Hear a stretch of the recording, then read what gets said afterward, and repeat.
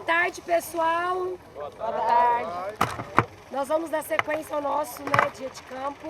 E nós viemos aqui nos carros-chefes da propriedade aqui do Campus Oliveira Silva, do Colégio Oliveira Silva, que é a produção de gado.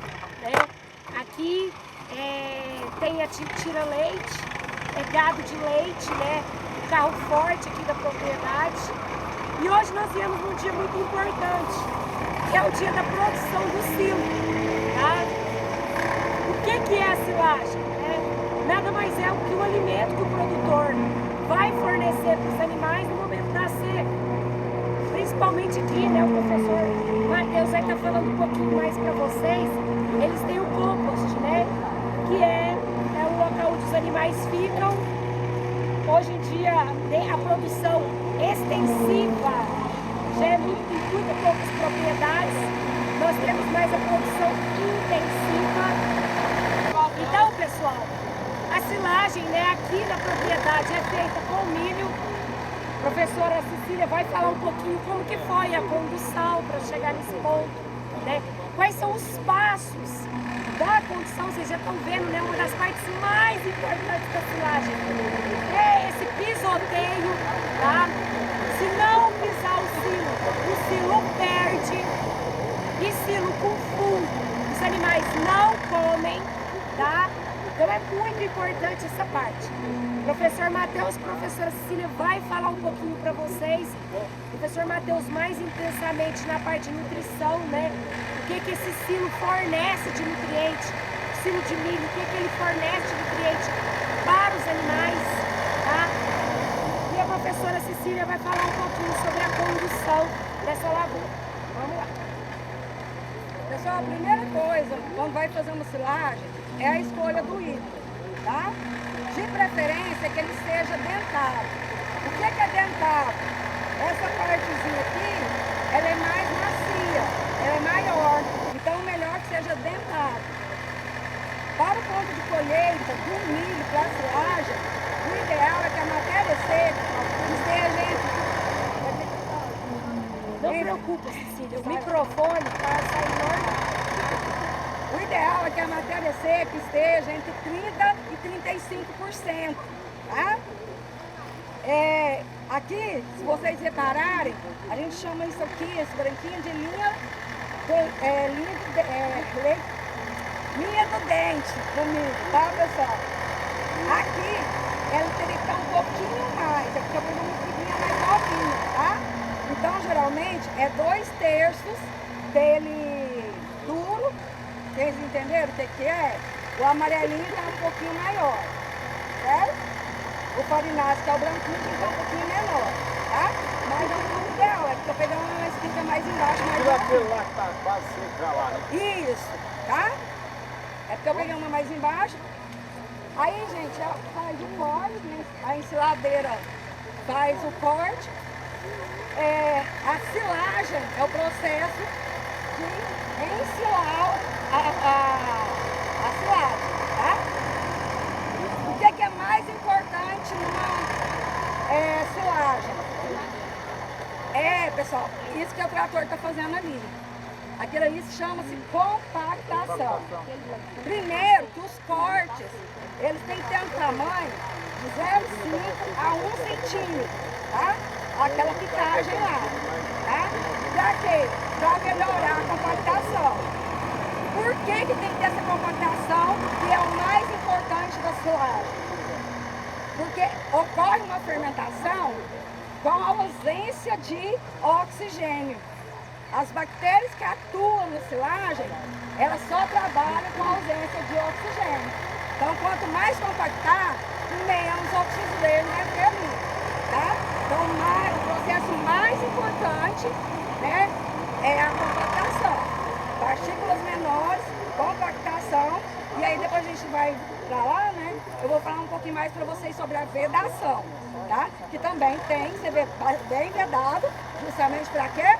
Para não entrar oxigênio, Porque o oxigênio entrando pode criar levedura, bolores, e aí isso é tóxico animal. Só complementando o que a professora Cecília falou na escolha do híbrido, gente. temos diferenças. Milho para grão e milho para silagem, certo? Nós temos uma diferença muito grande nesse híbrido. Por quê? O objetivo do milho da silagem não é tanto a espiga em si, mas sim massa, palhada, matéria seca, certo?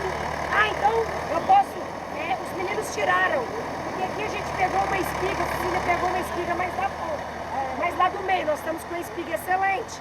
Vamos dar exemplo aqui, ó. Essa aí é ouro. Vocês imaginam associar um híbrido com grande palhada e com uma espiga nessas condições? Excelente! Nós vamos ter um silo extremamente nutritivo, né? E é isso que a gente busca. Outra coisa, milho para silagem, produtor rural pecuarista. Ele tem que ter os mesmos tratos culturais com a lavoura, tá? Aqui nós estamos na beiradinha, é claro, mas lá embaixo vocês vão ver que está mais limpo. Pelo amor de Deus, pega nada da corda de viola. Olha ali o que ela faz.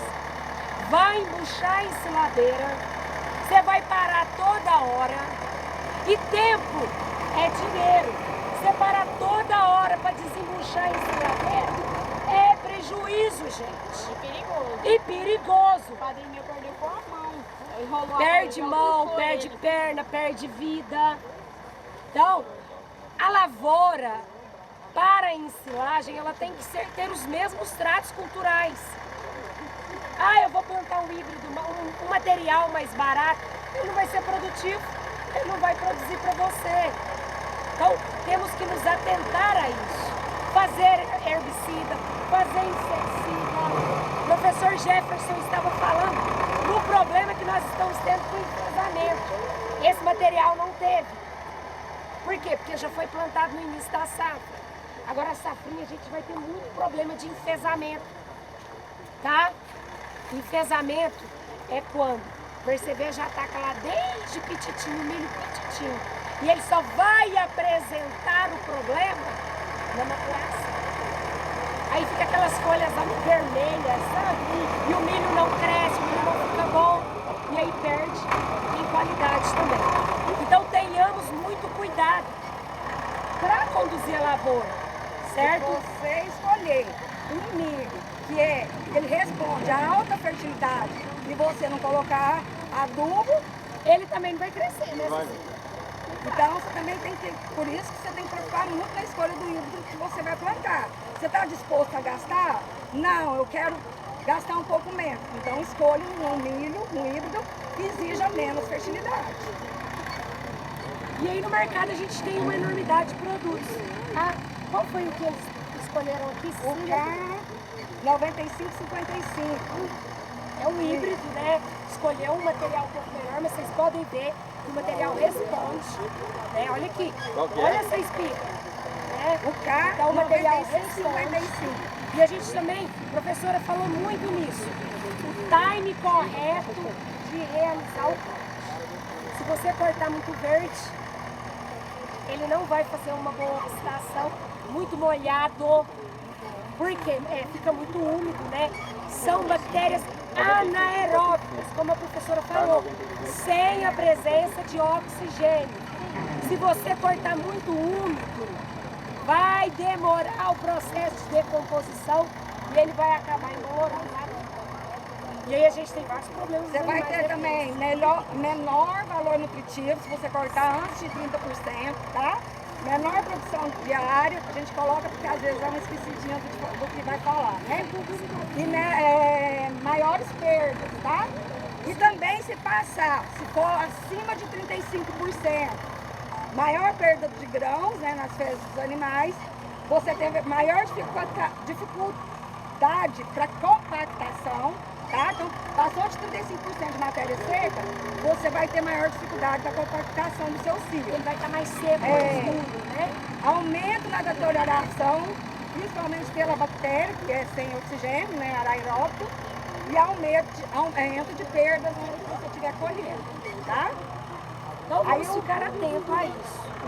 Só complementando, né, o milho que ele pôs aqui, umas características que ele passou pra gente, né? Tem alta produtividade, potencial produtivo, né? Ótima tolerância ao enfesamento, tá? E ótima sanidade. Por isso que vocês podem ver, ó. Você não vê quase doença, você não está vendo folhas vermelhas. Por quê? Porque ele já adquiriu, ele sabe, o produtor já sabe que nós estamos tendo muito problema com o enfesamento vermelho, que diminui produtividade, então ele já adquiriu um material resistente. Ah, não vai dar? Não, é resistente. Não existe você falar que existe um material que não vai apresentar aquela doença. Todo material, é resistente à ferrugem. Ele tolera. E tolera também é diferente de resistente, tá? Não significa que não vai dar, ou que não vai aparecer, mas ele tolera um pouco mais resistente. Alguma pergunta? Aqui, na parte de corte, como deve ser feito? Pra gente passar para a próxima parte lá, que já é o silo pronto.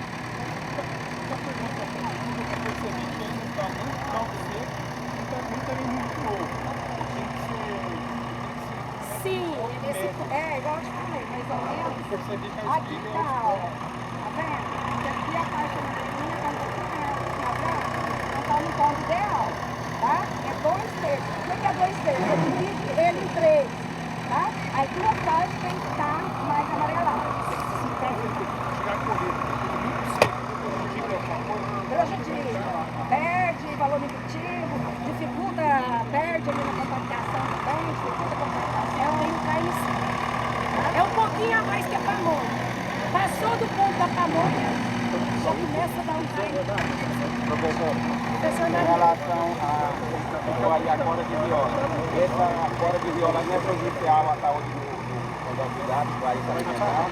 Não tem problema nenhum quanto a isso. O problema é só no manuseio do equipamento. E teria problema se ele, por exemplo, pegasse um produto aqui, né, um dia depois viesse colhendo. Ele ficasse defensivo, por exemplo.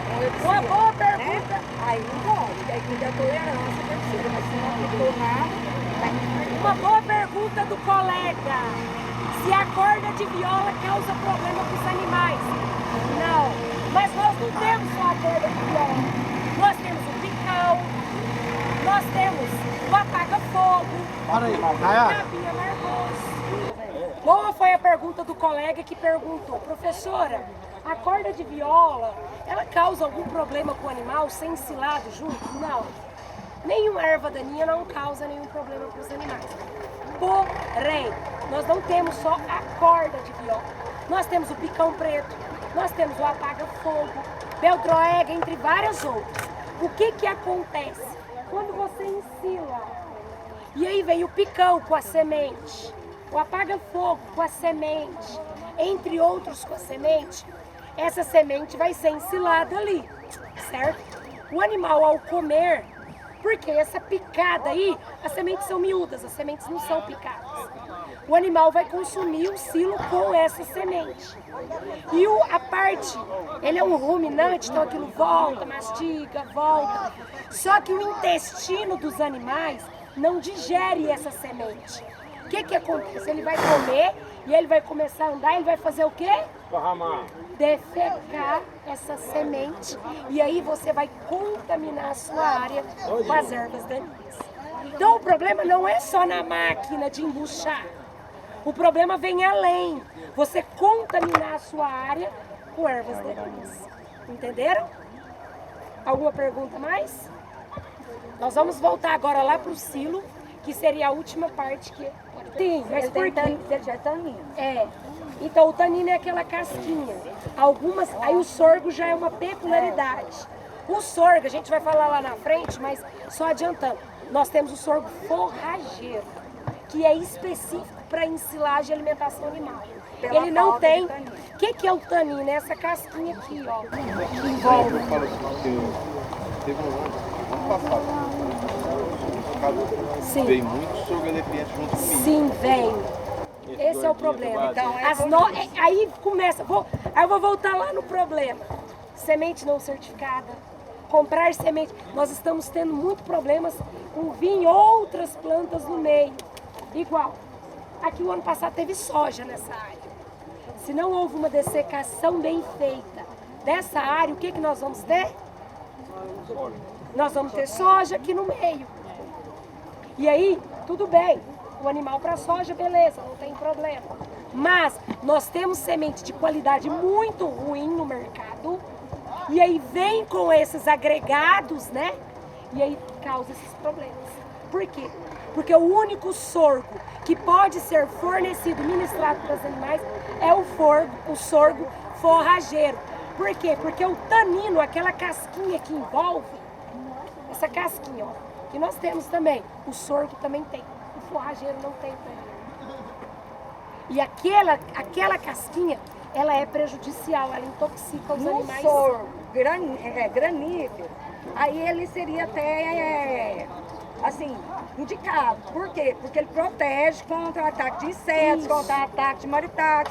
Só que aí já para o gado ele não pode ter, ou seja, então o sorgo forrageiro tem que ser ausente de tanino.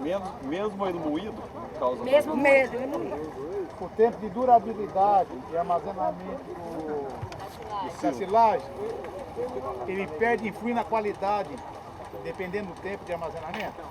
Dependendo de como ele foi feito. Como ele foi feito? O tempo não tem. Tem gente que tem silo aí de 3, 4 anos. Depende desse processo de amassar e fechar. Hoje nós temos no mercado alguns produtos, tá? Que você coloca para inoculantes, para tirar esse oxigênio, para aumentar a vida útil. Entendeu? Você já tem produtos que você coloca. Sim, isso. Já tem lona específica. É lá, a gente vai ver. E aí nós temos também, vocês vão ver, aqui nós não temos silo aberto. Mas o que acontece? A partir do momento que você abre o silo, você já começa a perder. Por quê? Porque quando você abre, entra oxigênio. Entendeu? Só que nós já temos no mercado produtos que, quando você abre o silo, tirou, você vem com a bomba costal e é como se você pincelasse aonde mata essas bactérias que faz essa deteriorização. Aí você pode fechar de novo. No mercado tem muita coisa, tá? Mas o que garante a qualidade do silo chama-se compactação do silo e blindagem do silo. Ok? Vamos pra lá. Agora nós por vamos exemplo, esse silo que está sendo feito é de superfície, concorda? Ele é em cima de superfície. Com o tempo, vocês estão vendo que na lateral não tem nada. Então, muita chuva vai indo, ela vai começar a infiltrar pelo menos nas laterais. Então, tudo isso interfere com ela. Dá em fechamento. Pessoal, a maioria dos produtores, eles fazem silagem ou de milho ou de sorgo. Pode ser feito de cana, pode ser feito de qualquer forrageiro, pode ser feito de capim-elefante, então de várias coisas. Aí ele vai explicar para vocês por que o de milho é, né, na hora que ele é mais indicada. O sorgo, ele é uma boa opção no caso de estresse hídrico, porque o sorgo ele tem uma tolerância maior ao estresse hídrico. Então, se o produtor optar pelo sorgo em vez do milho, é só pelo fato do estresse hídrico, tá? Porque o milho ainda produz uma silagem melhor, tá bom? Aí, outra coisa. Vocês estão vendo que essa lona aqui tá branca para cima? Preta pra baixo. Ela é preta por baixo. A gente tem que colocar a parte preta por baixo e a branca para cima para ela refletir um pouco da luz. Ou seja, ela reflete um pouco do calor. Reduz um pouco. Tá? Reduz um pouco do calor aqui dentro. E a lona tem que ser 300 micras. Pessoal, eu vou começar a falar boa tarde para vocês, né? A gente ainda não conversou ainda, né? Para quem não me conhece, meu nome é Matheus, eu sou médico veterinário, professor nas matérias de produção animal, tá ok? E a gente vai falar um pouquinho da produção animal correlacionado com a produção de silagem. Nós sabemos que vacas de leite são, dentre as espécies, as maiores consumidoras da silagem. Essa silagem, na dieta de vacas de leite, ela é relacionada ao volumoso. Apesar de ter o milho como fonte de amido, que é uma fonte de energia, nós temos a parte da folha, do como do milho, que é utilizado como volumoso na dieta, tá?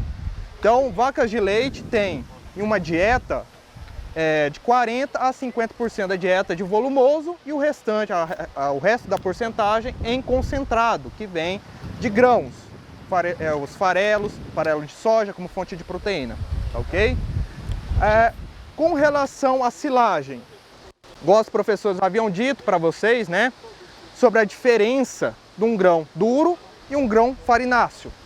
Isso tem relação com a digestibilidade do amido que está lá dentro, sendo ela produtora de energia para a vaca, que vai fornecer energia por meio da digestão para a vaca, tá ok? Então, um grão mais duro, a digestibilidade ela é menor, tá? E um grão mais farináceo, a digestibilidade é mais fácil de ser realizada, tá? Isso decorre porque um grão duro, ele tem uma matriz proteica que se adere ao amido. Isso dificulta a digestibilidade do rumen numa vaca, tá? Lembrando que dentro do rumen da vaca a gente tem bactérias que fazem a quebra desse amido, para esse amido se transformar em glicose, depois de glicose em ácidos graxos que serão absorvidos pela vaca, que serão utilizados para a produção ou de gordura no leite ou de energia na glicose, na fonte de glicose, energia, ok? Então, vamos dizer que no Brasil, a maioria dos grãos produzidos para silagem, ainda assim, mesmo com o desenvolvimento de outras tecnologias, continua sendo um grão duro. Quais as formas que eu tenho para quebrar essa matriz proteica junto com o amido? É o processamento do grão, ok? A gente pode farelar, a gente pode laminar, a gente pode flocular e a gente pode produzir a silagem. Dentre essas opções, as que possuem a melhor digestibilidade, proporcionam uma maior digestibilidade para o animal, é o floculado e o ensilado. Por quê? Quando eu ensilo o milho, ocorre, né, igual os professores haviam dito, você tem a presença do oxigênio, mas esse oxigênio abaixa, as bactérias que sobrevivem desse oxigênio morrem e as bactérias que são anaeróbicas, que sobrevivem em baixa ausência de oxigênio, elas crescem, elas se multiplicam e diminui o pH, tornando ele mais ácido, tá? Esse pH mais ácido faz com que ocorra a quebra dessa matriz proteica e além de ter bactérias que tenham a produção de enzima que destroem essa proteína, facilitando a digestibilidade desse milho pela vaca, tá ok? Além da digestibilidade, o pH, esse baixo pH e essas bactérias ali, tem o papel de conservação do milho, tá? Vamos dizer assim, um dos principais pontos, que ele pode durar 6 meses até 1 ano, mais de 1 ano, devido à conservação ali presente, tá? Por isso que foi citado pelas professoras a presença de inoculantes que fazem essa proteção, permitindo que o pH continue baixo, mesmo você tendo aberto o silo e uma presença de oxigênio ali presente não afete o desempenho daquele silo para a vaca, tá ok? Alguém ficou com alguma dúvida, quer perguntar alguma coisa? Eu quero perguntar. Pode falar. Em relação ao boi de engorda e a vaca de leite, esse silo aí é o mesmo que a gente tem que propor para eles? Boa pergunta. Um boi de engorda de confinamento e uma vaca de leite tem uma dieta diferente. A vaca de leite, igual eu havia dito, 40% a 50% da dieta é volumoso, silagem, que tem um volume dentro do rumen, e o restante porcentagem em grãos, concentrado. Um animal em confinamento, de 85% a 90% da dieta é apenas de grão, e o resto de volumoso, uma pequena parcela, 10% a 5%. Porque esse animal vai pegar a dieta, o constituinte da dieta dele, e converter isso em acabamento de carcaça, em energia que será convertida em acabamento de carcaça. Numa vaca de leite, ela converte a energia que vem da dieta em volume produzido e sólidos totais, que é gordura, proteína, mas essa gordura e proteína não vem de um grão, do concentrado, vem do volumoso. Porque o volumoso, no rumen de uma vaca, sofre ação de bactérias que a gente fala celulolíticas. Ela pega aquele volumoso, ele quebra, converte a glicose em ácido acético, por meio de uma fermentação que ocorre ali dentro do rumen da vaca. esse ácido acético ele sai do rumen e vai para o organismo da vaca, no fígado e no úbre, tornando assim, aumentando a gordura no leite. Então essa presença do volumoso tem o papel de aumentar os sólidos totais, além de permitir uma saúde do rumen. Porque quando uma vaca tem um volumoso em grande quantidade, o que vai ocorrer? Ela vai ruminar, porque aquele alimento vai estar ali ocupando espaço. E ela tem que ruminar para quebrar a partícula, para essa partícula continuar pelo trajeto do trato gastrointestinal, mas também favorecer a digestibilidade daquele alimento pela bactéria que está ali dentro do rumen, tá? Então por isso que ela rumina. Um gado em confinamento, ele rumina quase nada, porque a dieta é 90% concentrado, não tem um volumoso expressivo ali. Então o rumen dele vai ter bactérias que degradam aquele tipo de grão, um pH muito baixo mesmo, chegando a 5,7, enquanto uma vaca de leite, devido à dieta, ela tem um pH até 6, por causa da constituição da dieta dela. Um animal de confinamento, ele tem um pH mais baixo. Mas o animal de confinamento que chega lá, ele não chega já se alimentando dessa dieta.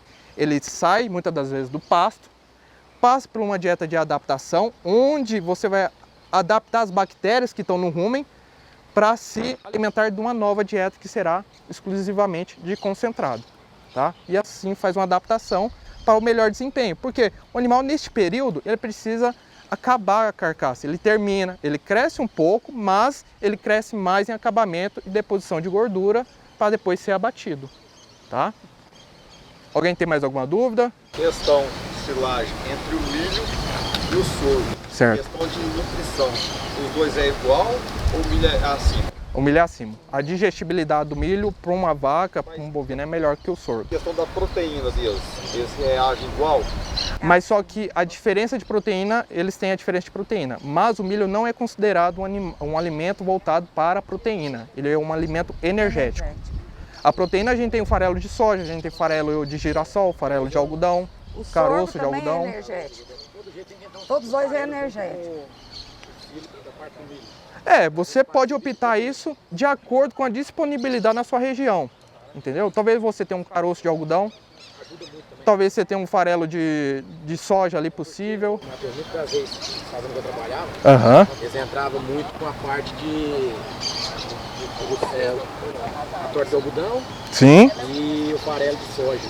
sim, O porco também, muitas vezes. Aí colocava um pouco de ureia, né? sim, Fazia tipo um concentrado ali. Sim, sim. Misturar no meio do silo. Aí, tipo assim, sim. automaticamente eu acredito que é muito essencial para a alimentação. Sim. Quando a gente formula uma dieta, eu vou falar mais pra frente para vocês, quando a gente formula uma dieta, a gente tem que atender alguns nutrientes importantes. Energia na fonte de carboidrato, porque a gente tem o amido como uma fonte de carboidrato, a gente tem o açúcar e outros constituintes. A gente tem que atender proteína, no caso farelo de soja. O caroço de algodão também tem proteína, mas ele também tem gordura, que é uma fonte de energia também utilizada pelo animal. A gente tem minerais e vitaminas, que a gente pode atender por meio da suplementação. E a ureia entra também com uma suplementação, mas ela age principalmente nas bactérias. Porque o animal, antes para a gente finalizar, a gente tem o que nós chamamos de proteínas metabolizáveis, que ela é constituída pela proteína microbiana e a proteína que não é degradada no rumen, tá? A microbiana é a própria bactéria. Então ela vai utilizar a amônia que você deu por meio da ureia para ela se desenvolver e multiplicar. E assim você aumenta o número de bactérias, aumenta o número de proteínas microbianas. Que depois que elas morrerem, elas vão para o intestino, serão destruídas, mortas, né, quebradas, e o organismo vai absorver aquela proteína.